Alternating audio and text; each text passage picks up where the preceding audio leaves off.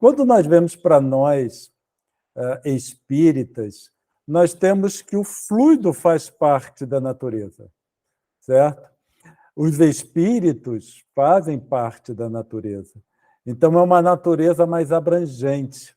Então, apesar da definição de física se restringir a essa nossa condição material, mas para nós espíritas nós podemos ampliar essa questão. E com isso, nós temos que a física estuda os fluidos, certo? O comportamento dos fluidos em determinada condição. Então, a ciência acadêmica hoje, para nós, né, nós espíritas, podemos dizer que ela estuda a natureza, né, o fluido se comportando nessa nossa condição e que também estuda o comportamento do fluido em outras condições, mesmo sem saber. Enquanto que nós, espíritas, a ciência espírita, deveria, então, para o nosso entendimento, devemos entender como estudando o comportamento do fluido também em outras condições de expressão. Então, quando nós vemos uma equação, por exemplo, da física descrevendo um fenômeno, nós precisamos entender que aquela é a descrição do fluido se manifestando em determinada condição. Então, a ciência em si, ela estuda o comportamento do fluido, a ciência acadêmica, mesmo, é claro, sem considerar isso. É como a existência de Deus. Mesmo quem não acredita na existência de Deus, Deus continua existindo independentemente. Então, mesmo que a ciência acadêmica não reconheça o estudo, a observação da manifestação do fluido, não significa que deixa de observar o comportamento do fluido. E continuando ainda nesse mesmo site, as descobertas da física também são classificadas por períodos. Física clássica, abrangendo as teorias da mecânica clássica, ondulatória, termodinâmica e eletromagnetismo, e a física moderna, com os conceitos da física quântica, teoria da relatividade e da física experimental.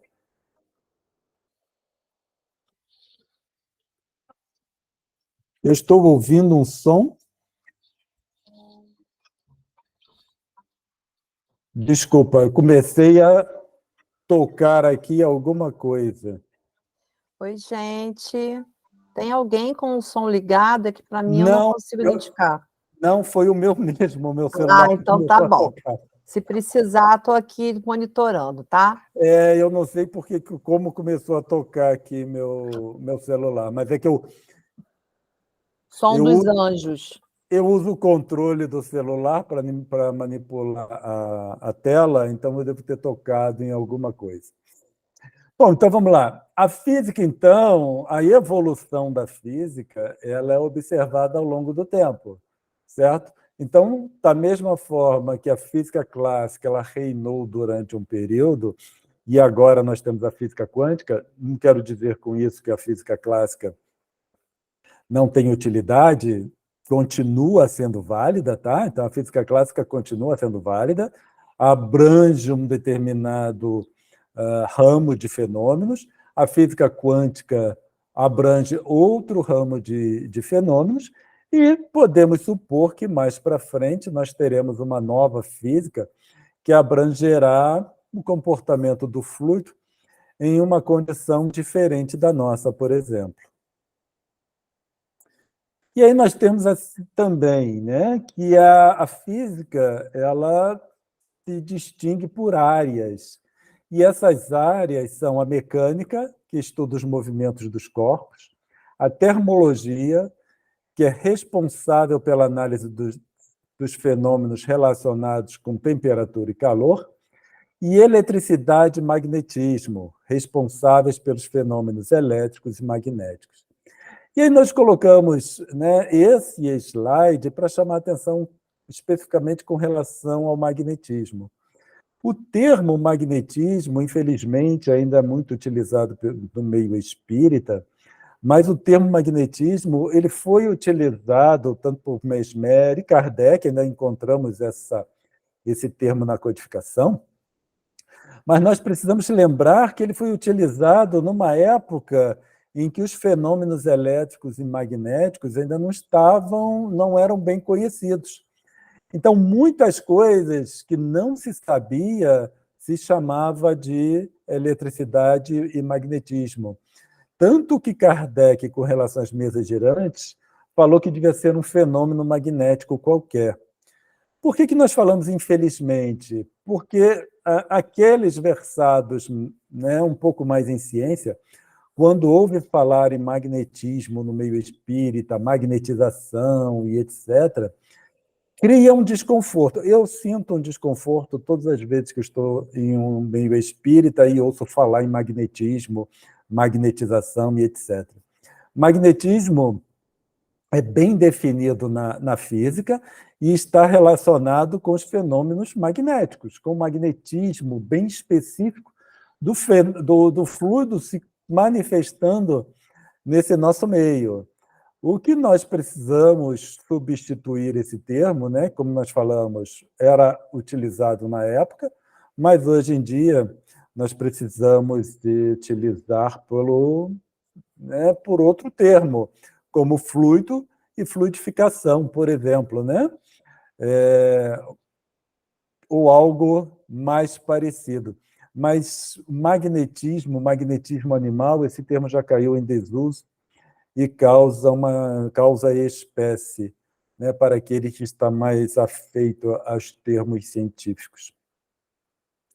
E nós podemos verificar isso perfeitamente nessa cronologia em que nós temos ali a codificação de 1857 a 1868, e nós vemos com relação à física. Então, a física clássica ela começou em 1687 e perdura até hoje, né? As leis da física clássica ainda são válidas. Não significa que, né, foram suplantadas, não. Ainda continuam sendo válidas. Só que aí nós já temos a física moderna, que ela surgiu em 1895, já próximo aqui do início do século XX. Então, nós vemos que a codificação ela surgiu entre a física clássica e a física moderna, um pouco antes da física moderna, que faz todo sentido para dar, né, a base para essa física surgir. Assim como Einstein, ele nasceu em 1879, então a teoria da relatividade já veio no início, ali meados do século XX. Então, nós vemos que a codificação ela surge num período bem específico do desenvolvimento do conhecimento científico, especialmente aquele correlacionado com a física. E Jung, nós colocamos também nessa cronologia, porque Jung vem falar da energia psíquica, e ali nós temos em 1875, então nós já vemos também que a codificação veio um pouco antes do surgimento de pessoas, de espíritos muito importantes que alavancariam a ciência, né? Nós colocamos Einstein e Jung, mas tem uma série de outros cientistas da época tão importantes quanto, mas esses são os mais conhecidos, por isso que nós utilizamos. Então, a codificação veio num período bem específico. E é claro que Kardec não tinha terminologia, né, que nós temos hoje. Então, ele utilizava da terminologia específica. E é claro que esses termos, né, em que Kardec pega emprestado da ciência, nós deveríamos, sim, né, utilizar uma terminologia mais de acordo com o conhecimento atual. E onde vamos chegar? Nós vamos falar um pouco sobre física, quer dizer, já começamos, falamos um pouco, vamos falar sobre ondas e alguns mais outros temas, mas para onde nós vamos chegar, né? Por que nós precisamos falar disso tudo?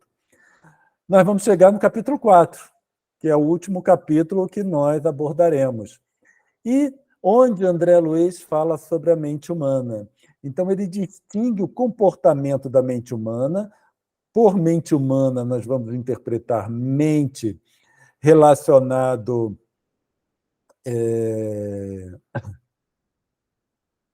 com o nosso nível evolutivo, espíritos compatíveis do nosso nível evolutivo. Tá? E eu só fazendo aqui um parênteses, que o Jorge coloca que eu não estou compartilhando tela. Não estou compartilhando tela, Jorge, pela forma como eu faço a transmissão, tá bem? Mas se você clicar na minha figurinha pequena e colocar em fixar imagem na tela principal, você vai ver que minha tela aumenta e vai ficar fixo. Tá? É só passar o cursor em cima da minha tela que você vê que aparece um alfinetezinho. Clica nele que a minha tela amplia. Tá bom? E aí, como nós falávamos, espíritos compatíveis com o nosso nível evolutivo, onde ele vem especificar ondas longas, médias e curtas, e nós vemos que ele explica essas ondas correlacionadas com átomos mentais. Então, por isso que nós precisamos da teoria sobre, né, essa questão de átomos mentais, assim como a excitação de átomos. Como se processa a excitação de átomos na nossa condição de existência, para podermos extrapolar para outra condição de existência, certo? Levando lá para os átomos mentais. Espero que tenha ficado claro, para dar assim um gás e entendermos por que estamos ou vamos abordar algumas questões que não são muito triviais né, no nosso dia a dia.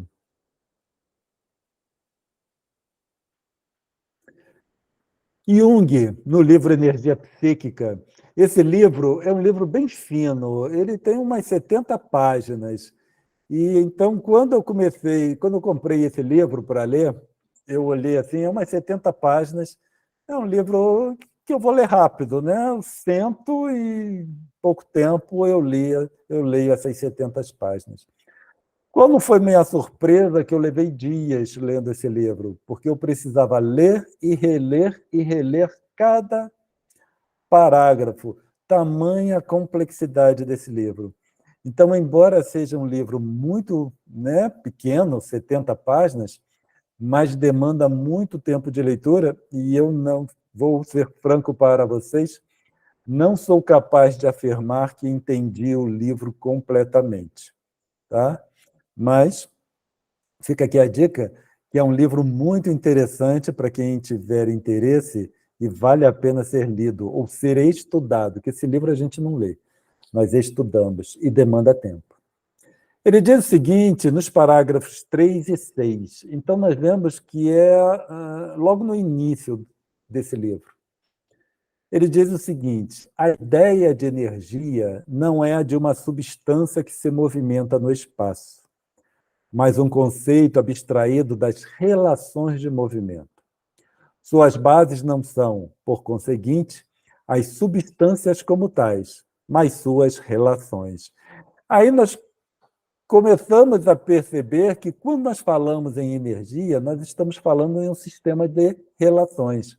Não são coisas absolutas, mas estão relacionadas com a relação entre outras coisas.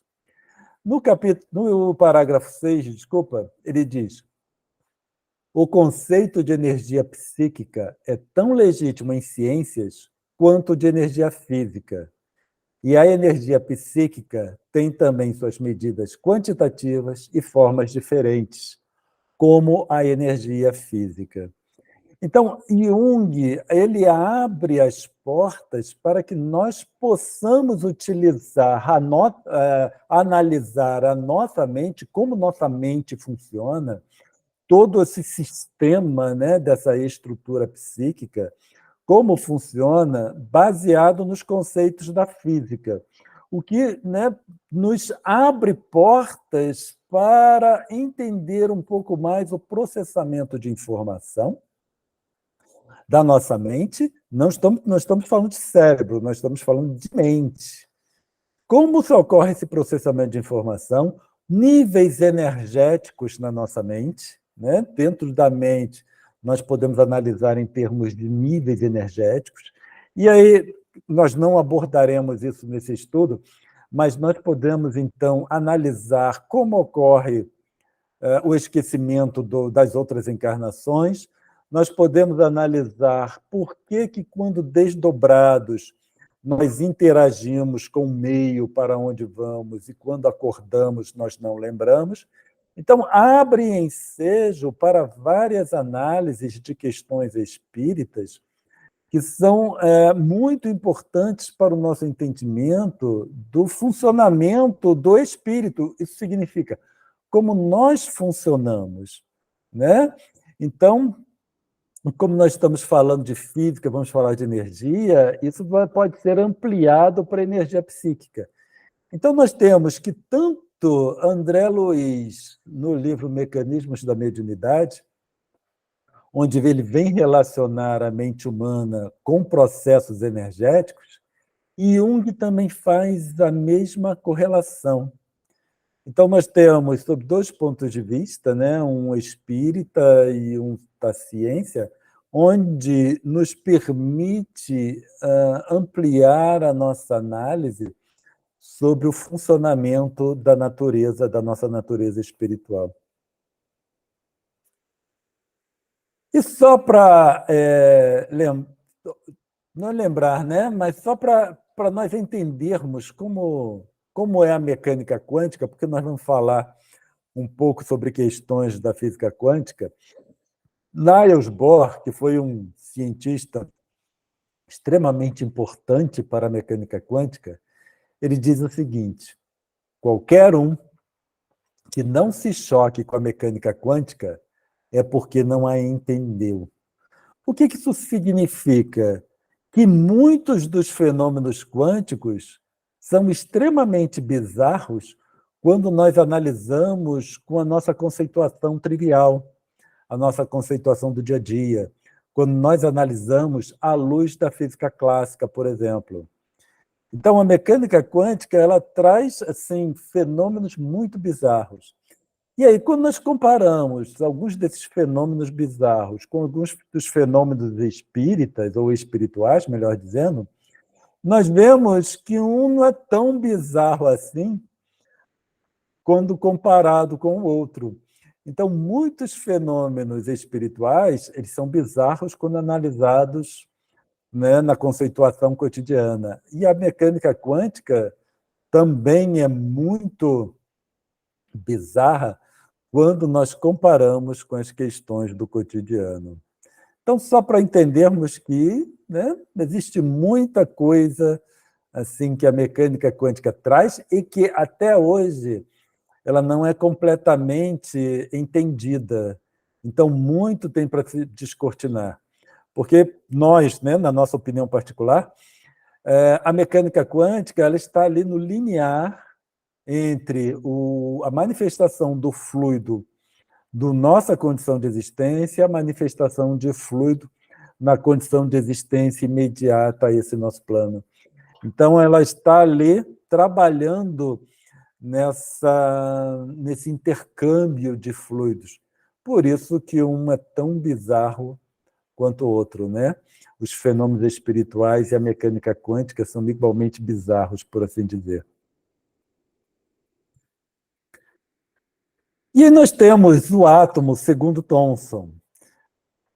A ideia reinante sobre o átomo no início do século XX, então nós vemos já início do século XX, tá? Era o modelo atômico que foi concebido pelo cientista J. J. Thomson, físico inglês, no qual as cargas elétricas ficavam distribuídas aleatoriamente em uma massa consistente e uniforme. O que isso significa? E o conceito do átomo, segundo Thomson, era como se fosse um bolo de passas. Como é que é o bolo de passas? É uma massa compacta com as passas distribuídas ali naquela massa. que no caso, né, no segundo átomo de Thomson, seriam os elétrons. Então, esse era o entendimento do átomo. Para nós vermos a evolução do entendimento, né, da estrutura atômica. Aí veio, então, a conceituação do átomo segundo Bohr, Niels Bohr.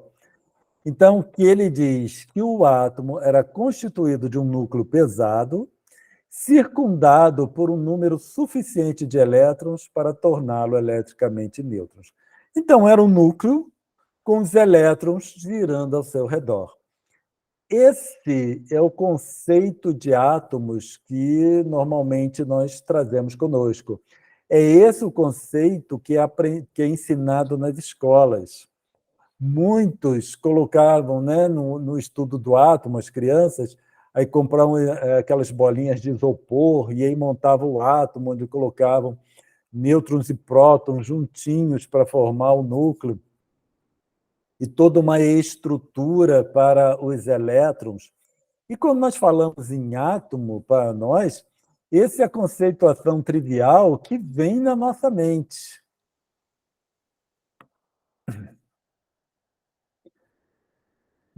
E como nós falamos, é ensinado nas escolas, inclusive nas faculdades. Tá? E que isso causa um problema, porque nós trazemos essa ideia como sendo do átomo. Mas hoje, essa conceituação de átomo não é bem assim. Infelizmente, né, a maioria trata o átomo dessa forma. Mas hoje, a representação do átomo quântico é esse que está aqui à nossa direita. O que isso significa? O que são aquelas listas?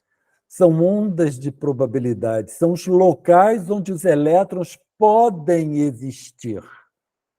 Certo? No segundo Bohr, os átomos estavam circulando na eletrosfera, cada um em sua camada, e ele ficava naquela trajetória. No átomo quântico, os elétrons eles não existem como uma bolinha, assim como o núcleo não existe como conglomerado de bolinhas, certo? É onde existe a tendência de existência dessas subpartículas. Então, nos níveis subatômicos, não se pode dizer que a matéria exista com certeza em lugares definidos. Diz-se que ela apresenta tendência a existir e que os eventos atômicos não ocorrem com certeza em instantes definidos e numa direção definida, mas que apresentam tendência a ocorrer.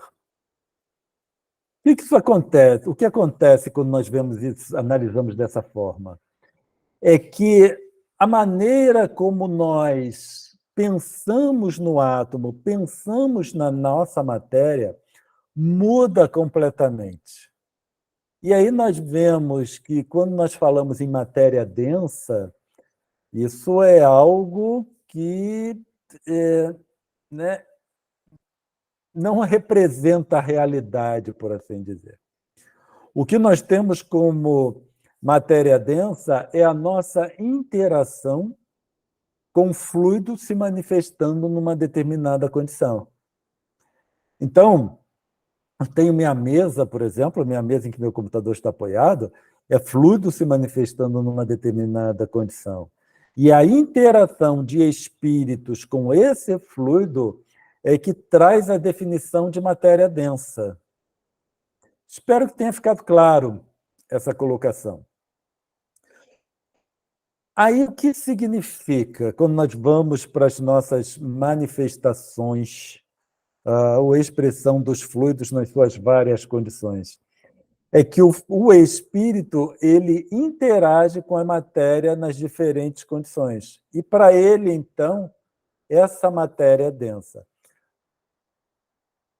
Quando nós nos referimos aos espíritos desencarnados, a condição de existência em que eles se manifestam são tão densas para eles quanto essa condição é para nós. E essa condição é menos densa para eles tal como a condição deles é menos densa para nós. Espero que tenha ficado claro. Porque quando estamos ligados com o corpo, nós interagimos com esse fluido, com essa condição. Aí a matéria se torna densa. Tá? Então, quando nós falamos em matéria densa, nós precisamos pensar em interação do espírito com o fluido se manifestando desta ou daquela forma. Se ele não interage com o espírito se manifestando desta forma, ele não perceberá aquela matéria. Mesmo que no mesmo espaço exista matéria mais densa do que com aquela que ele está interagindo, né? Eu gostaria que vocês deixassem um comentário para ver se ficou claro, né? Só para nortear aqui as nossas explicações, para sabermos se está ficando claro o que queremos passar para vocês.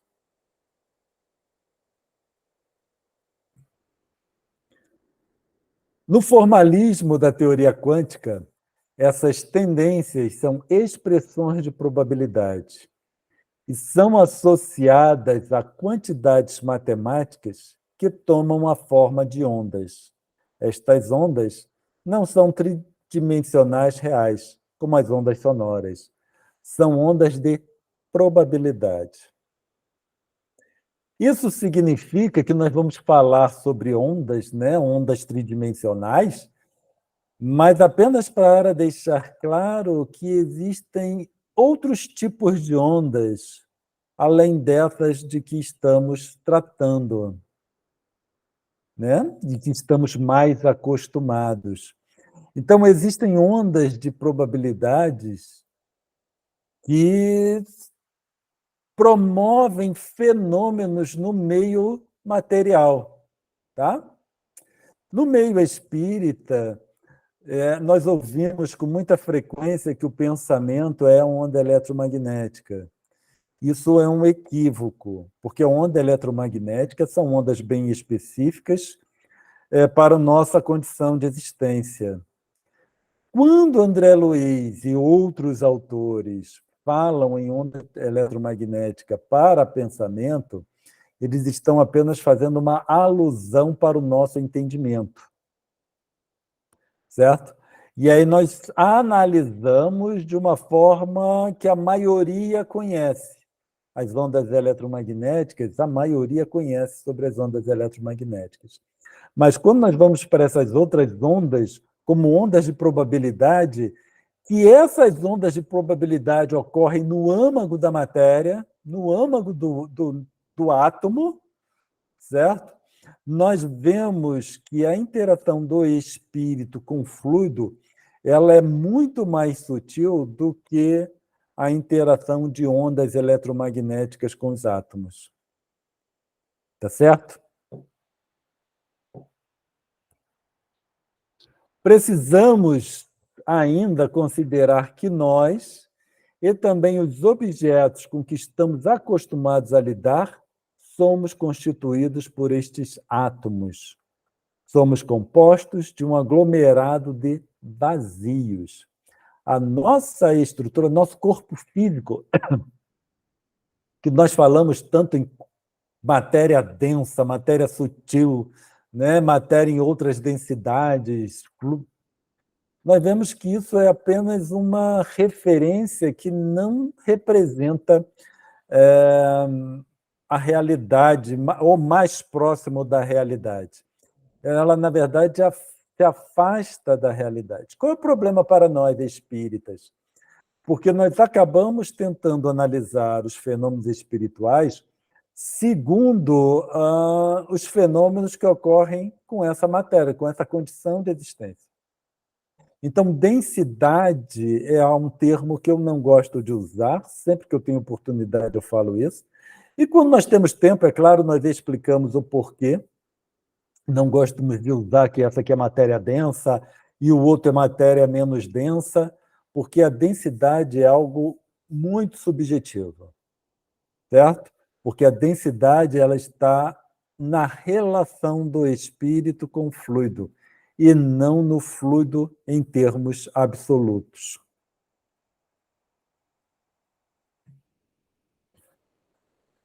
Rutherford, que é outro cientista, demonstrou que os átomos, ao invés de sólidos e indestrutíveis, consistiam em vastas regiões de espaço, nas quais moviam partículas extremamente pequenas.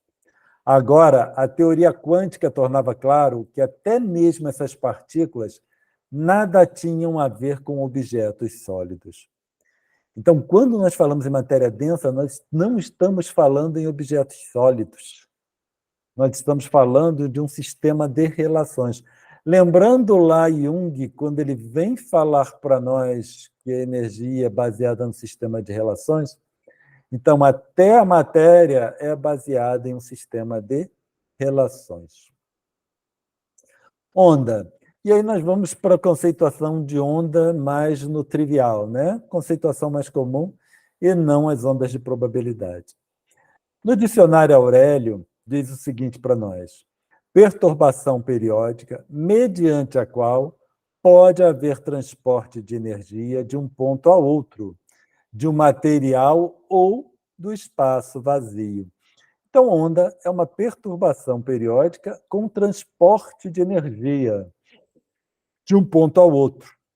Não importa se seja dentro de um material qualquer ou até mesmo no espaço vazio. Haja vista que as radiações solares chegam até nós atravessando uma vasta área em que há o vácuo, né, absoluto. Então, essas ondas eletromagnéticas, elas se transportam, inclusive, no vácuo. Então, por isso que no espaço vazio. E Albert Einstein, ele, né, formulou a teoria da relatividade restrita, formulou a teoria da relatividade geral, mas ele ganhou o prêmio Nobel não foi nem por nenhuma dessas duas teorias, que, na minha concepção, estão muito além dessa teoria do efeito fotoelétrico com a qual ele ganhou o prêmio Nobel, certo? Então, ele... Não estou dizendo que é pouca coisa, não, tá? Essa teoria que ele fez naquela época. Mas, perto da teoria da relatividade restrita e da geral, eu acho que isso foi muito pouco, comparado com o que ele já fez, né? Com o que ele tinha feito. Mas ele ganhou o prêmio Nobel do efeito pela teoria do efeito fotoelétrico, onde ele, né, o título é Ponto de vista hipotético sobre a produção e transformação da luz. Foi um artigo que ele publicou em 1905. Nesse artigo, ele propõe a descrição simples dos quanta de luz, que são os fótons, e mostrou que poderiam ser utilizados para explicar fenômenos como efeito fotoelétrico. Por que nós precisamos ver o efeito fotoelétrico? Para nós entendermos lá, só lembrando, os pensamentos o pensamento humano, tá? Ou a mente humana, que André Luiz colocou, certo? Então, nós precisamos dessa teoria para entendermos lá a mente humana e depois entendermos muitos dos fenômenos mediúnicos em que André Luiz apresenta no livro Mecanismos da Mediunidade e que não são triviais, tá? É importante ressaltar que todo aquele que se considera entendido em mediunidade precisa entender o livro Mecanismos da Mediunidade, para entender os mecanismos. O que é o efeito fotoelétrico? É a interação do fóton, de um quanta de luz, um pacote de luz, com um átomo. Então, nessa interação, o fóton, que carrega consigo uma determinada quantidade de energia, transfere essa energia para o átomo e, subsequentemente, um elétron é ejetado do átomo. Segundo a equação, a energia do elétron ejetado é igual à energia do fóton menos a energia de ligação. Precisam entender, né, da equação, mas apenas para sabermos que isso é um fenômeno equacionável. Existe uma equação que descreve o fenômeno. Quando nós, né, lembrando que nós falamos que a física estuda a manifestação do fluido, os fenômenos relacionados com fluido, aí nós temos que os fenômenos relacionados com fluido são equacionáveis, certo? Então, podemos sim desenvolver estudos para começar a compreender os fenômenos em condições de existência diferentes da nossa, para, em algum momento, equacioná-las.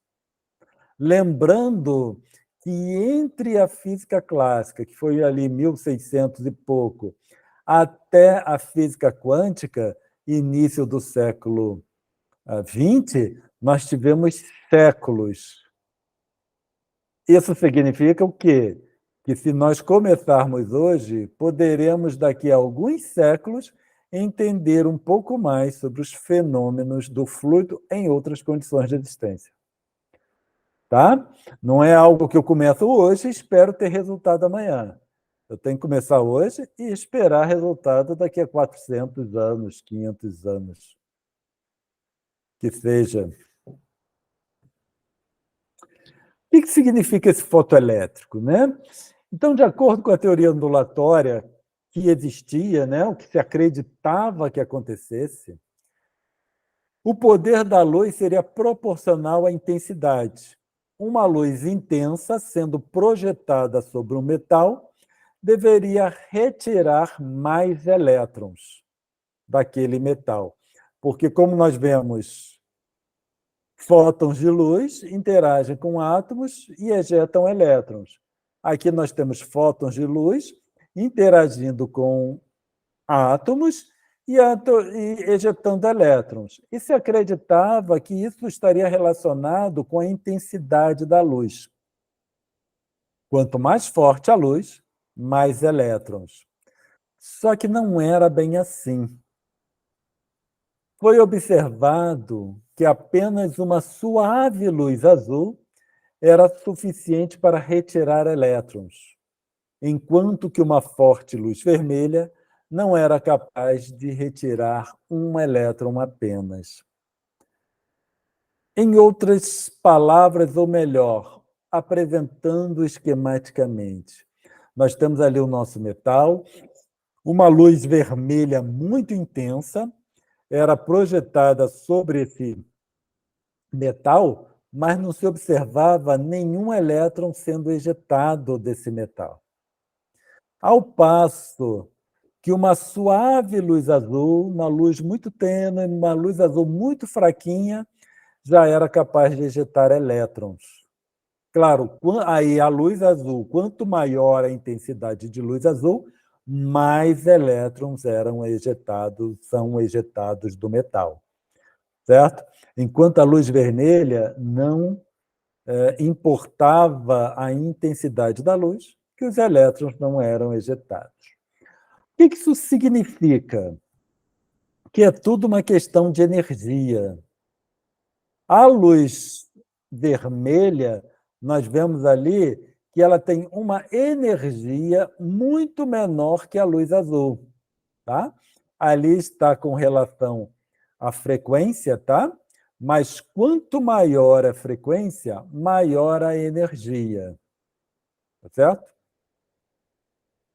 Então, o que nós temos nesse caso? Que a luz azul, com maior energia, ela é capaz de retirar elétrons, enquanto a luz vermelha não. Então, todo esse processo energético, todo esse processo de fenômenos, estão relacionados com a energia que a onda carrega consigo. Quando nós vamos para o pensamento, nós vamos analisar da mesma forma. Quanto maior a energia da onda emitida, da onda de pensamento, maior a capacidade de trabalho. Quanto menor a energia, menor a capacidade de trabalho. Por isso que os espíritos evoluídos, ou mais evoluídos, eles possuem uma grande capacidade de trabalho, porque as suas ondas de pensamento, e aí por ondas de pensamento são ondas específicas, certo? Ondas de pensamento, não são ondas eletromagnéticas, não são ondas de probabilidade, mas são ondas de pensamento. Só que a única forma de analisarmos essas ondas é baseado na energia que elas carregam consigo. Então, quanto maior, mais evoluído o espírito, maior a energia das suas ondas de pensamento. Quanto maior a energia, maior a capacidade de trabalho. Isso é interessante, porque um espírito evoluído, ele volta toda a sua energia para o bem. E ele tem uma grande capacidade de trabalho. Um espírito mau que volta toda a sua energia para fazer o mal, ele tem pouca capacidade de trabalho. Nós podemos entender isso como um sistema divino de proteção para o espírito. Eu quero muito fazer o mal, só que as minhas ondas de pensamento carregam pouca energia.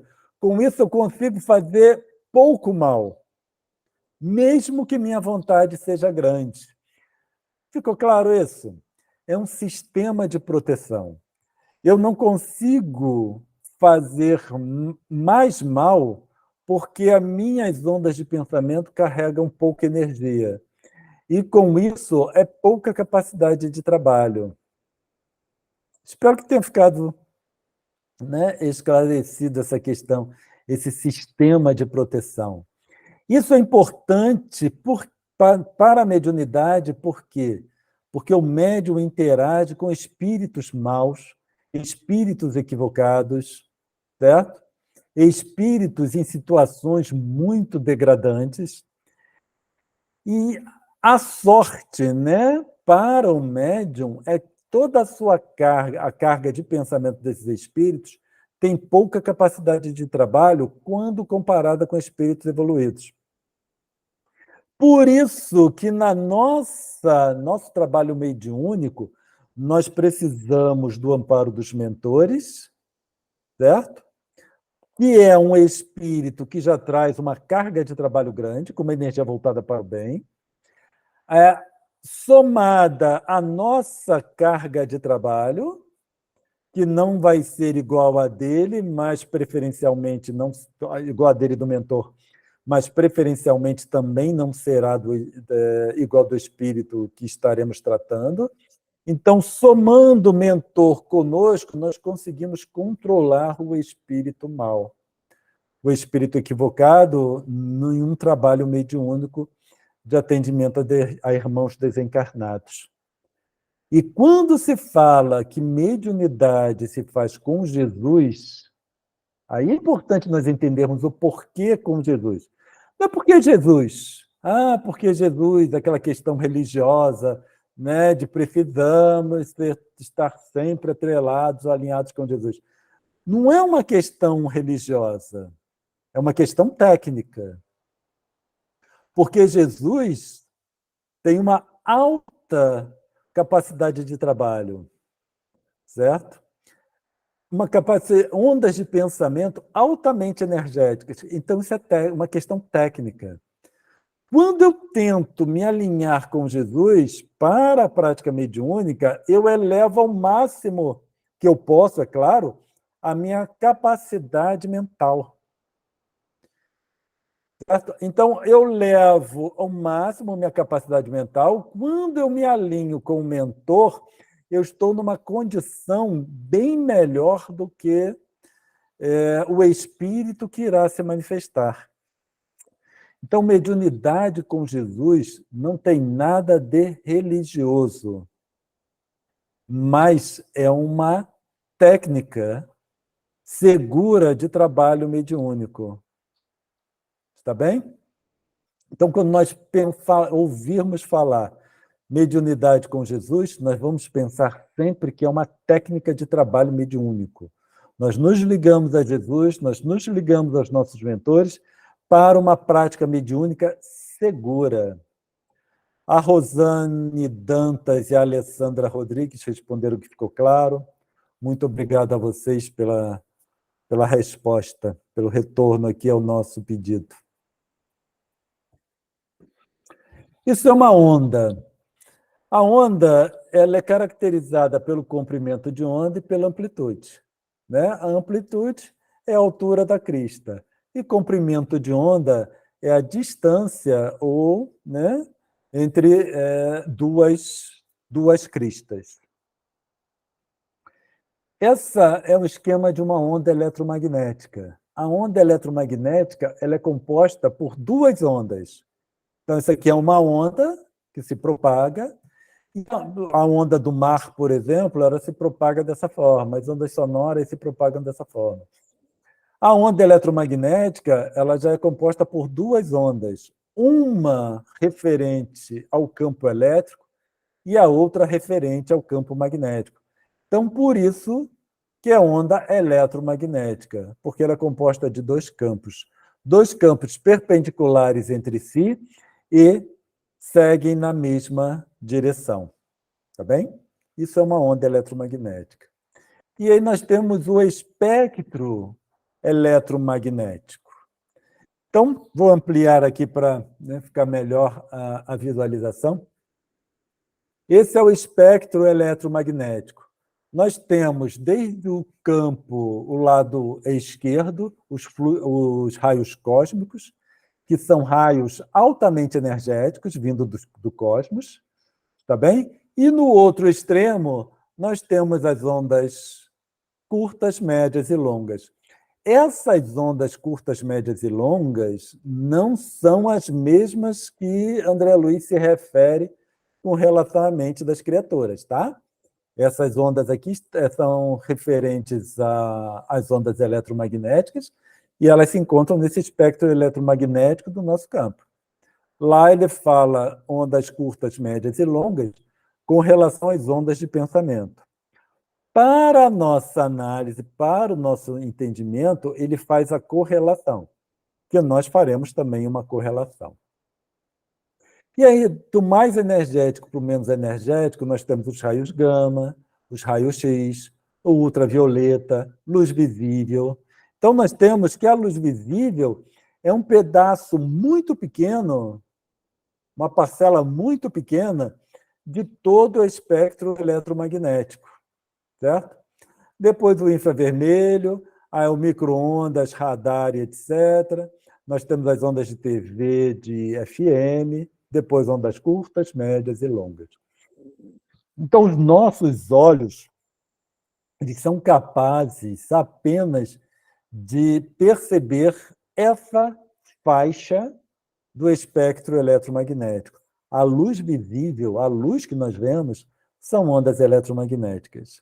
E nós vemos um mundo, né, de ondas que existem, que estão além da nossa capacidade de perceber. Tá certo? E aí, nós vemos que isso é o conhecido, mas isso pode se expandir ainda muito mais e entrar também em outras ondas quando nós vamos para outras condições de existência. Então, essa que nós não percebemos e a que não percebemos, né, diretamente, mas se percebe através de equipamento, ondas, raios cósmicos, gamas, etc., se percebe através de equipamentos. Mas antes de conhecermos essas outras ondas e desenvolvimento desses equipamentos, se acreditava que as únicas ondas eletromagnéticas que existiam estavam no nível do visível. Agora nós conhecemos essa faixa. E quanto mais não existe além dos limites desse espectro eletromagnético que nós conhecemos. Tá?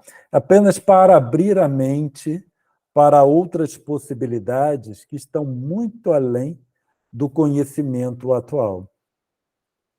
Isso, é claro, virá a ser conhecido em determinado momento e que nós, espíritas, podemos e devemos começar a entrar nessa seara. E eu gostaria de apresentar para vocês os elementos químicos. O mais conhecido é a tabela periódica. Então, isso aqui é muito conhecido, é o que estudamos nas escolas, nas faculdades, e aí nós vemos esses elementos químicos, todos arrumadinhos dessa forma.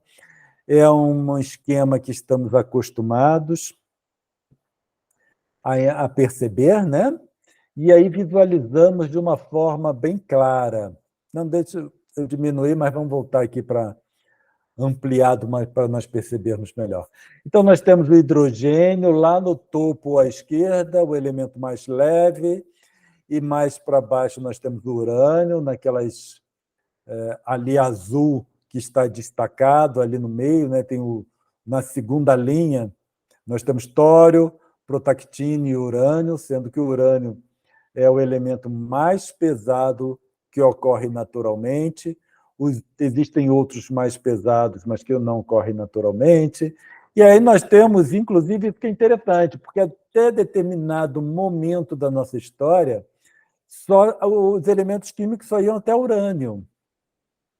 Com o desenvolvimento da ciência, né, especialmente do estudo da fissão nuclear, da fusão nuclear, e etc., etc., etc., aí começou-se a absorção de partículas pelos átomos, aí deu surgimento a outros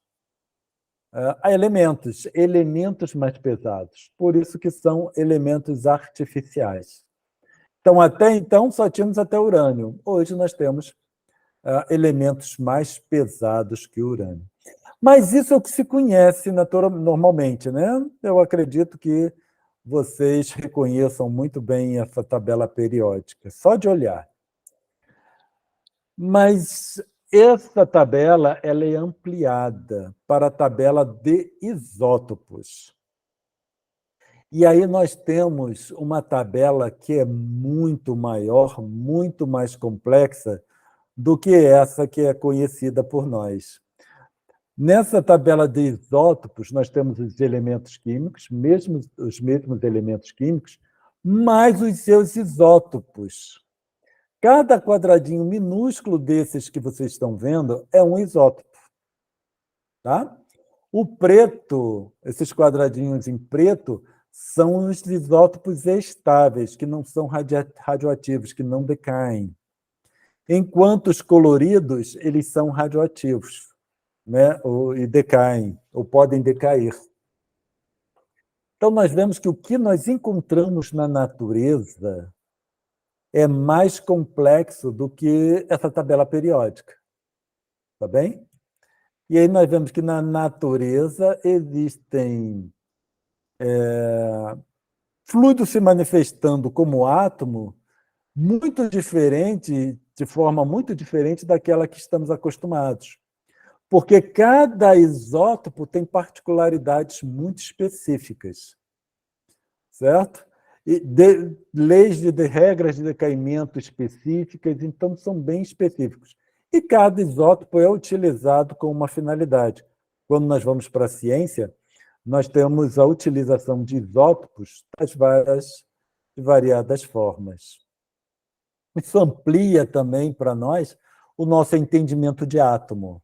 Nós vimos a estrutura, que não é tão, né, certinha como aquela que conhecemos, mas, inclusive, átomos se manifestando, ou fluidos se manifestando na forma de átomos, mas de formas mais diferentes daquelas que estamos comumente acostumados. Ficou um pouco atrapalhada essa explicação, mas acredito que, né, tenha ficado claro.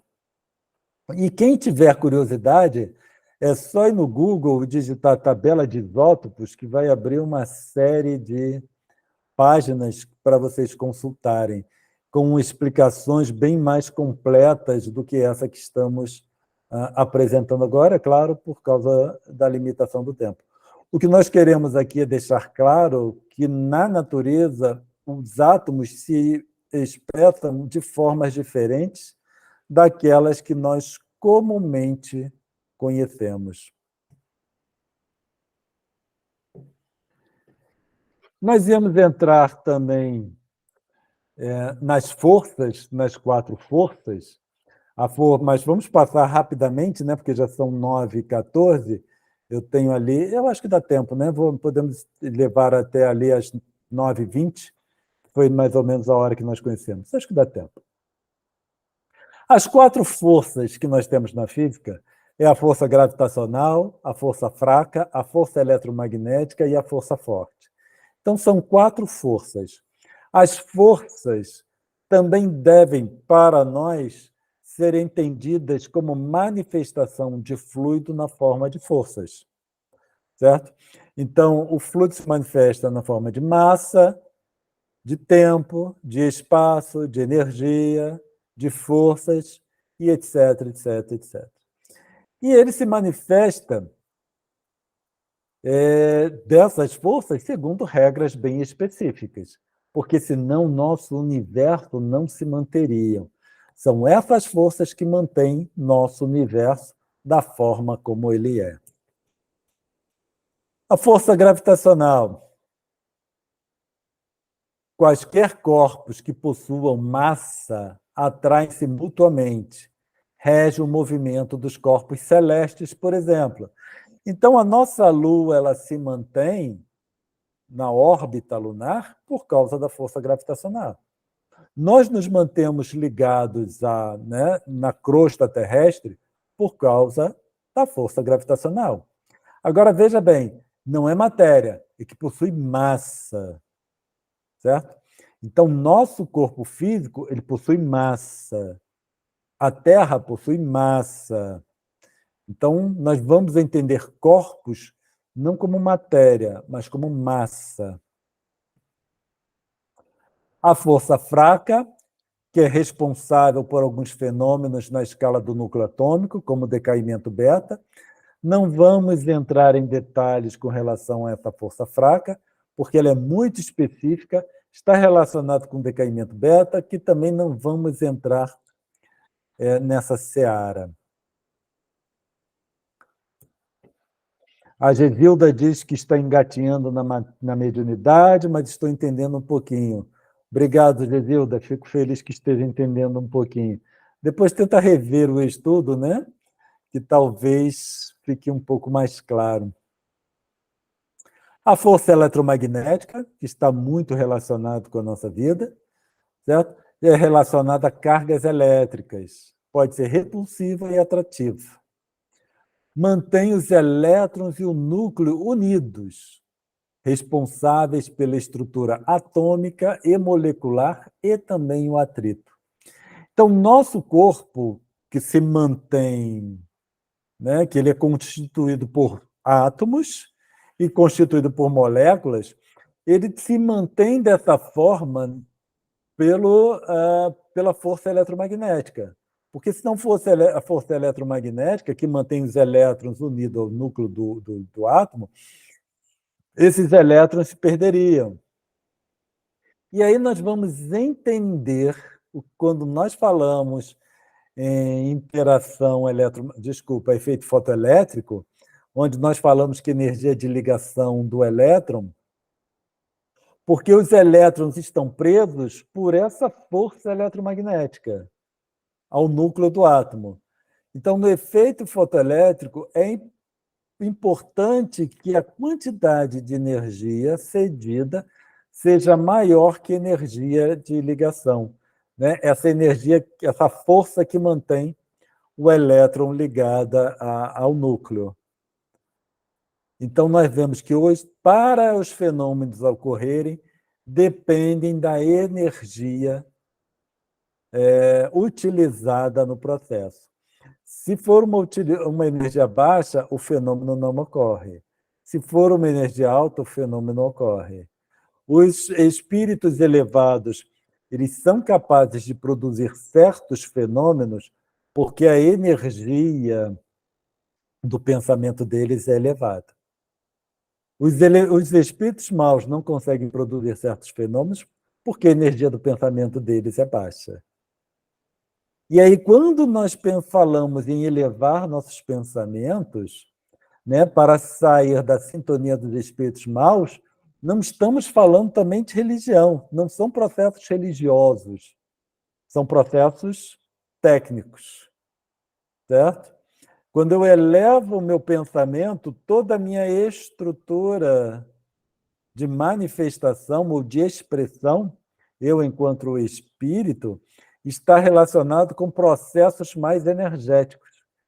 E aí os espíritos maus não conseguem produzir fenômenos, porque a energia do pensamento deles é mais baixa do que a necessária para produzir determinados fenômenos. Certo? Quando nós Doutor estudamos... Cláudio, deixa eu Sim, fazer uma pausa aqui rapidinho. sim. Eu estava olhando no cronograma, e pelo cronograma o senhor teria que falar novamente na semana que vem, não é isso? Dia 1º do 5? Isso. Eu gostaria de fazer uma proposta para o senhor e para todos que estão no estudo, porque como a gente está avançando na hora, né? O estudo vai até 9h30, a gente dá uma pausa, né? O pessoal que quiser tirar as dúvidas e tudo, anota direitinho, e a gente continua no dia 1º, desse ponto onde parou, de repente. O que o senhor acha? Atrapalharia o senhor? Não, eu posso parar aqui, não tem problema nenhum. Sim, Mas é porque eu só teria mais três slides para terminar e fechar o conceito. Então tá bom. Então a gente Tá? termina os 3 slides Por e isso que eu te aí a gente. perguntei, por isso que eu perguntei se eu ia compensar o tempo do início, Não, porque não, não, não, não. É só porque era uma eu proposta da estava gente enxutinho avaliar. para Mas terminar. pode continuar os 3, não tem problema.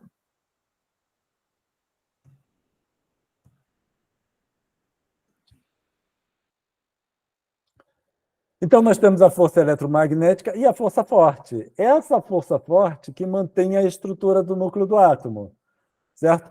Para ocorrer a fissão, quer dizer, para se romper essa estrutura, aí é necessário ceder energia muito, uma energia considerável, que é o que ocorre nos reatores nucleares, por exemplo. Tá? Uma energia muito grande cedida aos núcleos de determinados átomos, e aí ocorre a fissão nuclear. E aí nós temos a relação entre essas forças. Só para se saber, a força eletromagnética ela é 137 vezes menor que a força forte. A força fraca ela é 10 elevado à quinta potência menor que a força forte. E a força gravitacional é 10 elevado à potência 38 vezes menor que a força forte. E aí nós temos que a força gravitacional é muito mais fraca que a força forte, certo? Só que, desculpa, a força gravitacional ela atua em grandes distâncias, enquanto a força forte ela atua em distâncias muito pequenas, que é o que nós temos aqui. A força gravitacional mantém a estrutura do universo e a força forte mantém a estrutura do núcleo atômico. E aqui nós encerramos, né, o nosso estudo, então era isso que nós tínhamos para apresentar hoje. Muito obrigada, doutor Cláudio. Obrigada a todos. E aí a gente, então, na semana que vem, vocês, por favor, anotem as dúvidas, né, e tudo, né, Cláudio? E aí a gente pode começar, ou melhor, recomeçar, né, do ponto onde parou, com novas ideias. Eu sei que sempre dá um nó, como disse a colega aí, né, que está começando, mas estamos todos, né? Ninguém sabe tudo, estamos todos aprendendo sempre, né? E aí a gente vai dar a pausa, né, no dia de hoje, agradecendo gentilmente ao doutor Cláudio, né, e a todos, pedindo desculpas novamente por termos iniciado um pouco atrasado, mas tivemos alguns probleminhas técnicos que infelizmente acontecem, mas muito bom estar com todos vocês, tá? Deem uma olhada de novo nos capítulos que estão lá, estão ligados à matéria, né, à aula, né, Dr. Cláudio, para que a gente possa, na semana que vem, continuarmos, tá bom? Fiquem todos com Deus. Dr. Cláudio, muito agradecida, tá? A todos também. Só gostaria de fazer a prece final? Não, deixa para você fazer, eu já fiz muito, eu já falei muito por hoje. Tá certo. Então, vamos lá. Senhor Jesus, agradecemos novamente por estarmos aqui juntos, nesse encontro, onde podemos aprender um pouco mais, trocarmos ideias, em prol sempre da nossa melhoria como espíritos. Agradecemos a presença de todos os bons espíritos que nos assistem sempre. Que possamos, nesse momento, desligar os nossos aparelhos, mas continuarmos irmanados. Que assim seja, graças a Deus. E até semana que vem, com certeza abrindo no horário certo, tá? Peço desculpas aí a todos. Um abraço, tchau para vocês. Tô Cláudio, tchau, tchau a todos. Tchau, muito obrigado. Tchau.